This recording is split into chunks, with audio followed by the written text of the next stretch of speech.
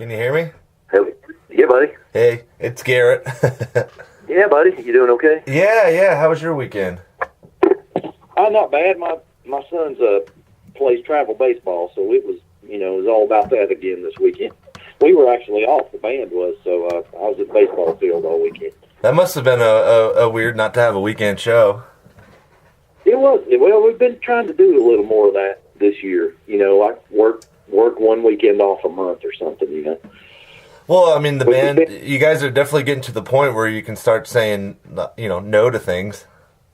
Well, we just try to, if it's nothing, earth-shattering, that for maybe one weekend, we try to do that.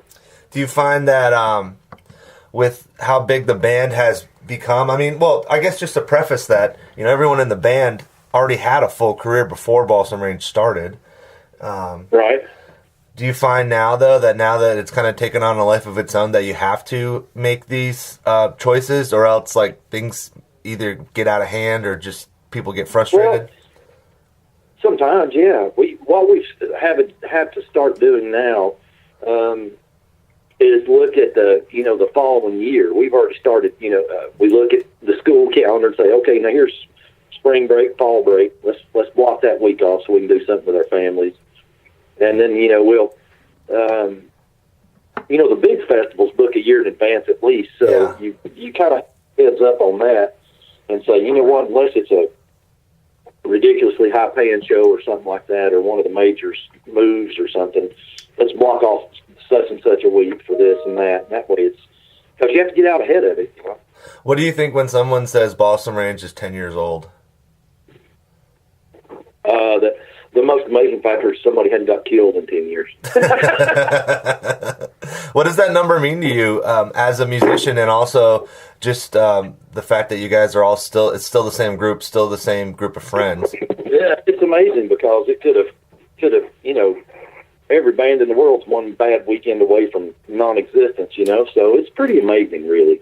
We've been through a lot, ups and downs and frustrations and traveling distances and all kinds of stuff, but the most amazing factor to me is that it's still relevant after 10 years. It's still. Yeah, I don't know how long that would last, but it's cool to me that it still is top shelf relevant right now.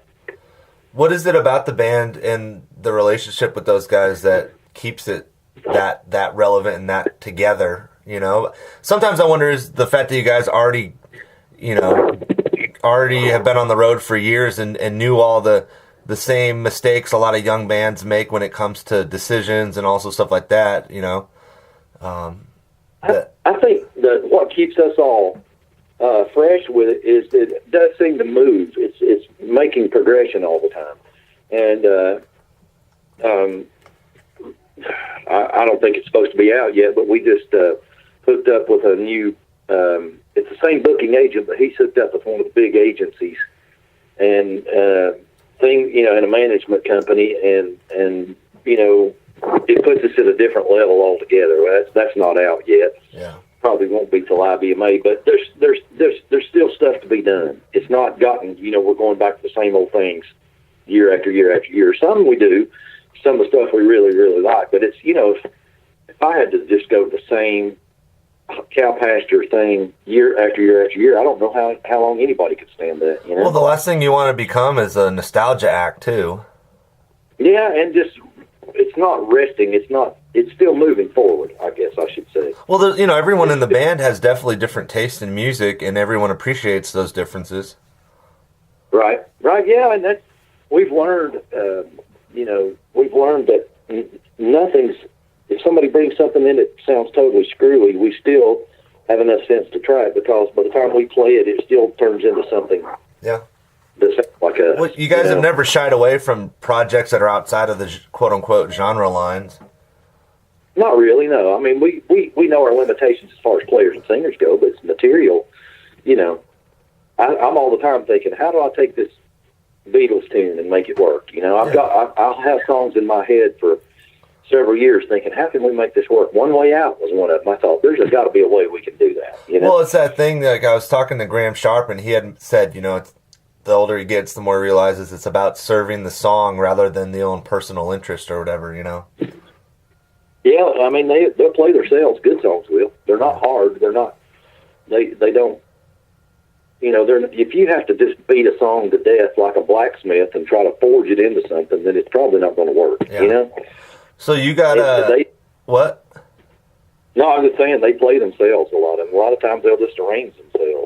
Well, I've almost thought too that if you can make a song sound good as a bluegrass song from another genre, then that song was probably really well written. A good song is a good song is a good song. Yeah. Right? So you guys got 8 IBMA nominations this year. Right. Top of the crop in terms of nominations right now. Top of your game, I would say. Right. But you guys, you guys are always been very humble. I would surmise that at the end of the day, the awards don't mean anything. It's the people that you're with. But you've won every award under the sun. How do you approach it with the nominations that are now becoming almost like every year the same categories, the big categories? Right. Well, I'm telling you, it's still, for me, I don't know. I've never gotten over the factor that we're mentioned in these circles. I was listening to my Spotify playlist this morning, getting ready to come over here to the studio, and they played. I put on the Balsam Range station, on Spotify, and it played us, and then it turned around and played Hot Rise, and then it played Del McCurry, and I was like, to be mentioned in the same breath with these people is ludicrous to me almost, and I've never gotten over that, and I hope I don't. We're nominated with the Earls of Leicester in all these categories, and I was laughing, also thinking, you know what? I've driven a lot of miles and paid quite a bit of money just to hear Jared Douglas play the dobro, and now to be, and I'm making quotation marks, competition with him is just silly to me. So I can remember Brian Sutton and I driving to Knoxville and watching Douglas play with Bela Fleck and some of these people, 25 years ago. As fans, Well, I remember Buddy was telling me about that too, about when he was nominated for male vocalist like that first time around when he won, and how it just blew him away about the people he was in categories with, people that he said that he was in the crowd watching,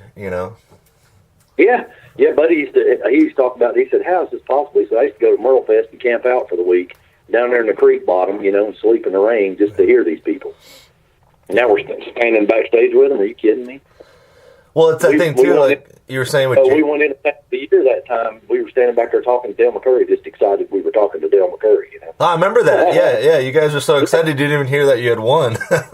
No, Caleb and I were standing there. He was telling us some story about a guitar and all this. It was funny.